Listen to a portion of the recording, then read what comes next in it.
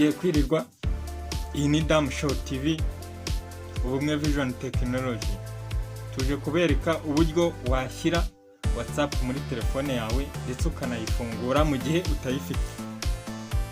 N'igihe uyifite mu gihe yarangiye, kanda kuri Play Store. Mu gihe WhatsApp yawe yarangiye ugasanga uri kuyisaba umuntu ngo ibiki n'ibiki, winjira muri Play Store mu gihe wafunguyemo email yawe, hanyuma ugakandaho ugasacinga WhatsApp, hanyuma uhita kugeza hano uyifitemo yarabaye updated, haba handitse update ugakandaho. Yaba iri updated ariko utarayishyiramo ikugeza hariya ubonye, none uyikandaho mu gihe irimo, yaba itarimo ugakanda install, none ukanda hano ugakomeza, hanyuma ugahitamo igihugu, choose country, igihugu utuyemo, kanda kuri kariya kantu bashakishaho, ugasakisha igihugu cyawe aricyo u Rwanda, ugakandaho, wanze ugashyiramo nimero yawe uhereye kuri 7 hari 150 kode y'igihugu cyacu, iyo zero ibanza ntabwo njya kuyishyiraho, ukahita ukurikizaho 7 ugakomeza 7 cyangwa 7 ugakanda OK. Hariya narindengeje, hariya ntabwo hajya 10, ntabwo wandika nimero 10, wandika 9 ukuyemo 0 ibanza y'imbere, ugakomeza. Hano bahita bakohereza message ya nimero runaka.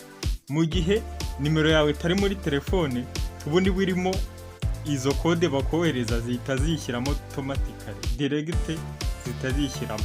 Ariko utarimo, utayifite, bazohereza kuri iyo nimero uzirebaho kugira ngo ibintu bikemuke.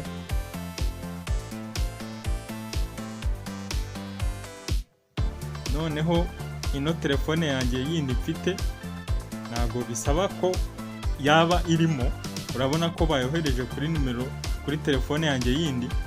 Reba nimero ziriho ubundi nkazongeraho,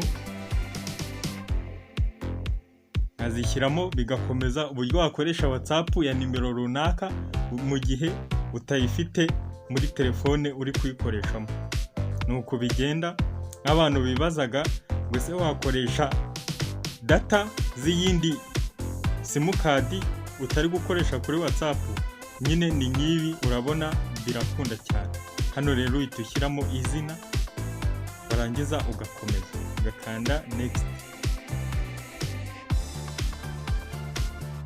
Iyo ukomeje iratangira, buriya ni nkaho iba yagezemo rwose. Mu gihe ufite connection igenda neza, urabona ko yagezemo. Ikiza hano ni groupe uba waragiyemo, izindi abandi bantu wandikiye ntabwo bagaruka mu gihe utigeze uri storing. Noneho urebye neza, ndafungura WhatsApp, urabona ko bikunda bitiriwe bikwereka rya jambo ritangira. Murakoze, wakanda subscribe ugasharinga n'inshuti.